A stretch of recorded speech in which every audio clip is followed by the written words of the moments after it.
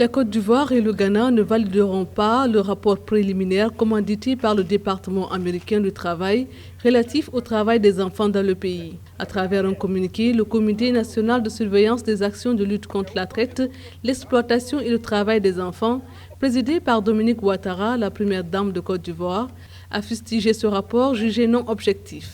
La Côte d'Ivoire ne peut approuver l'enquête 2018-2019 dans sa version actuelle qui comporte des failles. Nous nous opposons à sa publication en raison des insuffisances dans la méthodologie. Selon le rapport, plus de 2 millions d'enfants ont travaillé en 2018-2019 dans les exploitations de cacao en Côte d'Ivoire et au Ghana, soit plus qu'en 2010.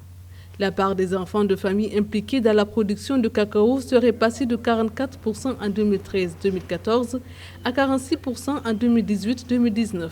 Les enfants travaillant notamment en manipulant des outils dangereux demeurent stables à 42%. L'État de Côte d'Ivoire a mobilisé certains moyens et non les moindres pour aller contre ce phénomène-là. Concernant les enfants qui travaillent dans la plantation comme des esclaves, je pense que le phénomène est en train d'être endigué. Même s'il y a encore des poches de résistance, le constat est que beaucoup d'efforts ont été faits par les autorités ivoiriennes.